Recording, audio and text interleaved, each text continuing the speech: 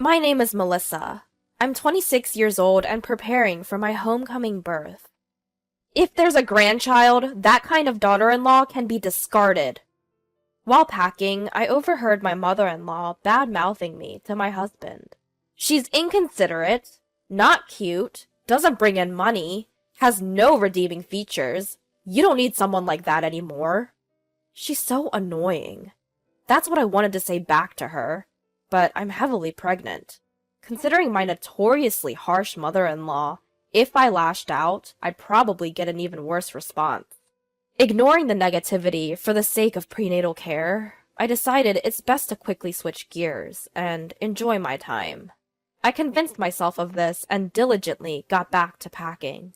Mama will do her best, so come out healthy, okay? I was excited to meet my adorable baby soon, so during my homecoming period, I energetically took walks and spoke to my belly every day. During this homecoming period, I could spend my time in a very relaxed mood. My mother-in-law, who comes without notice, overstays her welcome, criticizes the food, complains about the nursery I've prepared for the baby, just keeps complaining about anything and everything. Eventually, the long-awaited baby was born safely, and raising her in my cheerful childhood home, even though it was busy, was a lot of fun. Well, I'll be back next weekend. I reported this to my husband over the phone, but I honestly wanted to stay at home a bit longer. But I can't be spoiled forever, and I'm worried about our own home. Since my husband is not interested in housework, I wondered if the house might be a mess. This is going to be your home, Lisa. We need to get back and make it a comfortable environment. As she filled her belly and slept peacefully in my arms, I smiled back at my child. I'm back! Brian? I had a lot of luggage and I pressed the doorbell, hoping someone would open it for me, but there was no response, so I had no choice but to struggle to unlock the door and enter the house, but there was no sign of anyone. I had told him I would be back at this time. As I headed to the living room with that thought, I was frozen in shock by the sight that greeted me. What is this? The room was so cluttered, there was no place to step. It's not just a mess because no one has cleaned. At a glance, it seems intentionally made messy, rather like things had been flung around randomly. Could it be a burglary? Scared, I rushed out of the house. Hello? Is this the police? I just came back from my homecoming birth and my house is a mess. While I was trembling and making the call, my well-slept child began to fuss, and I was in a panic. A familiar neighbor who was passing by became concerned for us, and let us rest in their house for the time being. The neighbor was able to calm my shaking with fear and surprise, and after my daughter drank some milk, she fell asleep again. Before long, I heard the sirens of the police cars, and I returned to my house accompanied by my neighbor. The front door was locked. I got scared seeing the living room and haven't checked the other rooms. When I explained, the police praised me for my good judgment. I learned that when a burglary occurs, it's dangerous to encounter the intruder. It's safer to go outside and wait for the police, rather than checking on your own. I had been in such a rush that I didn't even consider the possibility of running into the burglar, but upon imagining it, I was filled with fear. What? What's this? Why? The police? The shrill voice echoed when I had just finished explaining the situation. Oh, it's a terrible situation, mother-in-law. Our house is in a complete mess.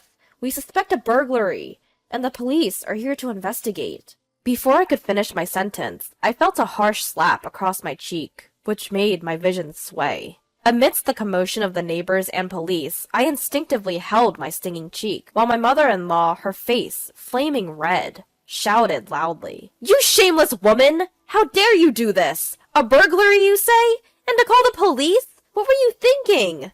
Huh? I was stunned, unable to comprehend the fury of my mother-in-law, coupled with the throbbing pain in my cheek. A neighbor stepped in to mediate, telling her that calling the police is not something to be ashamed of, and that investigating is the police's job, but she wouldn't listen. Really, you're so irresponsible. You might be home for childbirth or whatever, but you left my dear Brian alone and went back to your parents' house. You're nothing more than useless if you're not home doing housework. And what's more, the moment you return, you create a police commotion? You're indeed an outstanding wife."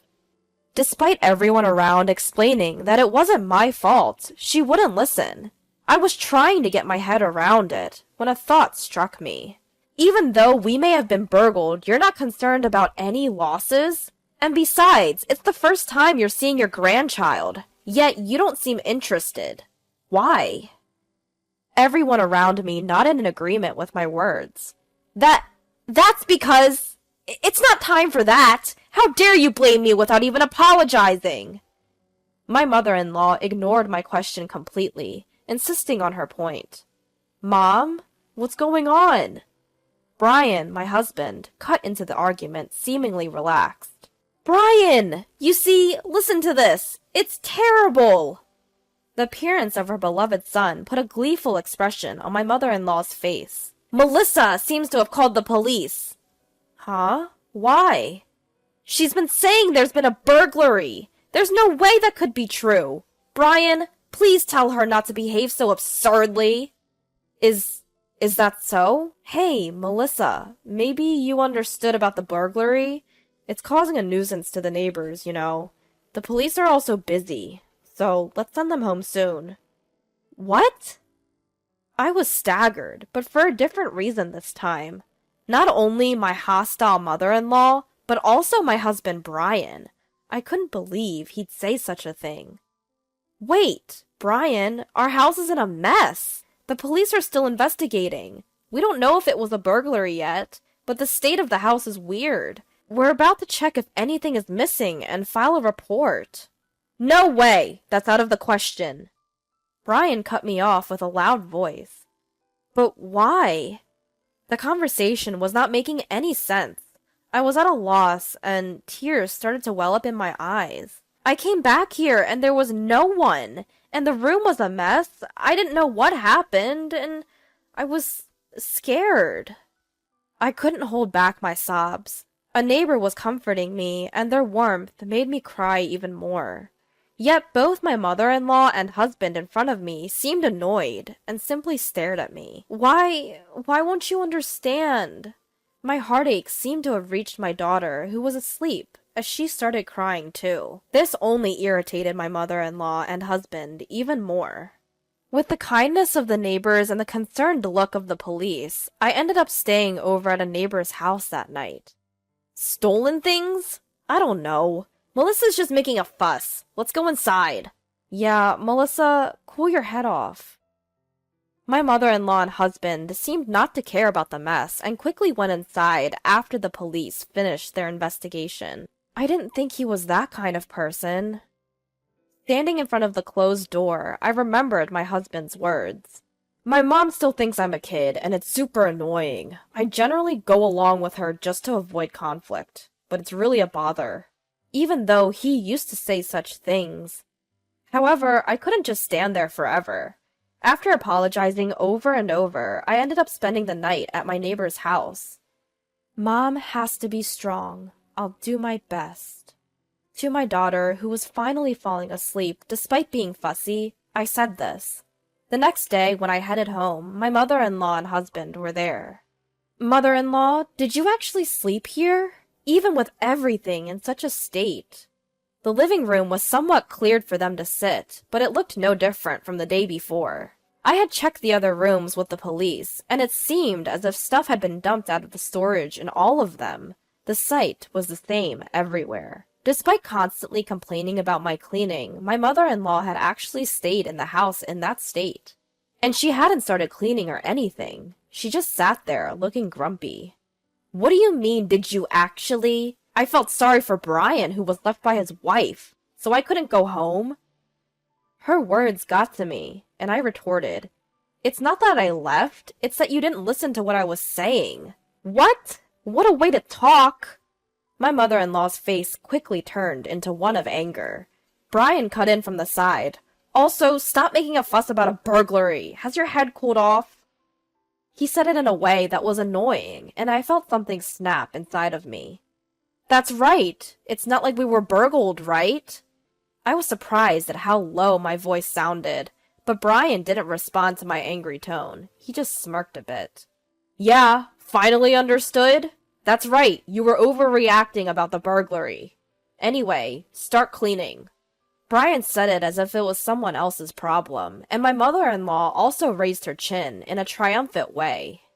Housework and childcare are a wife's job, aren't they? My mother-in-law said this in a sickeningly sweet voice, as if talking to a pet. What? I'm not cleaning up. It's your mess, so you should clean it up. I shrugged at the two of them looking down on me. What? Excuse me? As expected, they didn't seem to like my response. You're such a nasty wife. Get moving already. My mother-in-law snapped at me, huffing and puffing. What a pain. My husband grimaced. In front of them, I handed them the divorce papers I had received and filled out first thing in the morning. I want a divorce. Huh? My husband blinked, looking taken aback. That's right. I want a divorce. Right now. At that, my mother-in-law snatched the divorce papers and dramatically moaned, "Oh, poor Brian! How terrible to be treated like this!" as she cradled my husband's head. Just a big baby, aren't you? I had tried to hold my tongue, but my true feelings slipped out. What did you say? Melissa, you? The two of them were so angry they seemed to be on the verge of bursting. Of course, they weren't going to take my word sitting down, but I wasn't going to back down either. Did you not hear me, or can you not understand, big baby Brian? Divorce! Here are the papers. Please sign them right away. I knew it was petty. I knew I shouldn't sink to their level. But at that point, I didn't care. Enough with the jokes. Bow down. Apologize.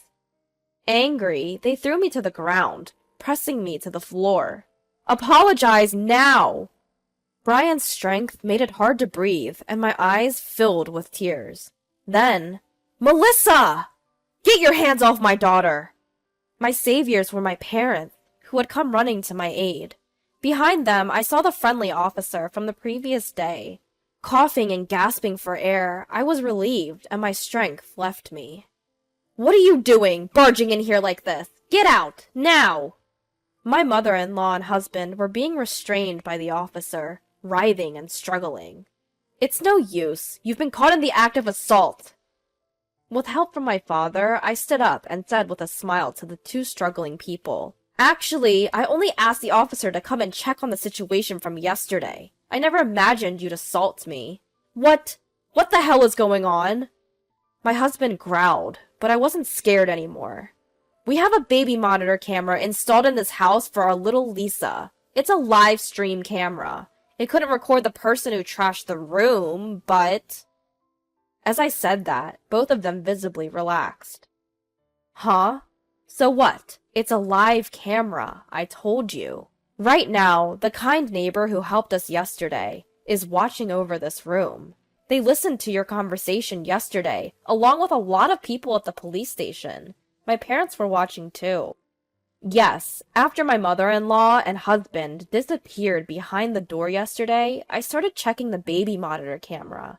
The police suspected that this whole break-in thing seemed fishy, perhaps even staged. Not just my mother-in-law, but my husband too might be involved, they said. Unfortunately, they hit the nail on the head.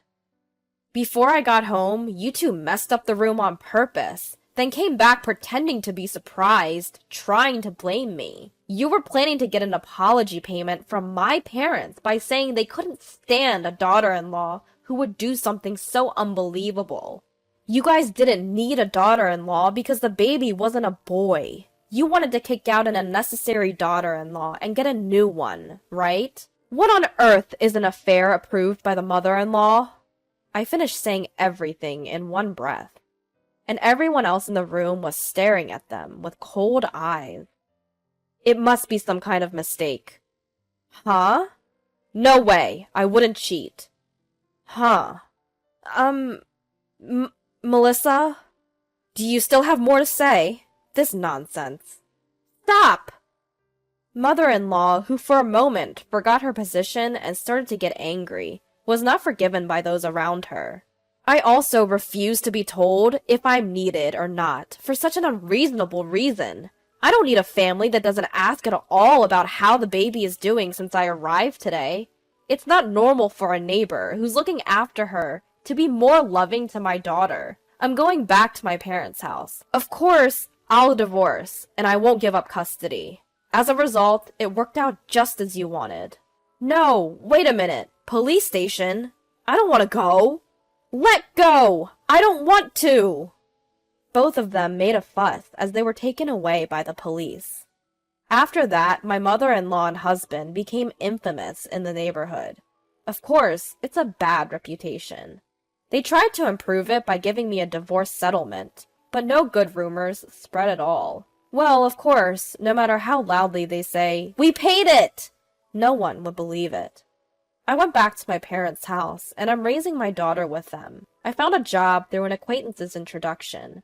Honestly, I'm not without worries, and it's hard. But when I look at my daughter's face, I feel like I can do my best. I'll work hard to raise Lisa straight, so she doesn't resemble her father.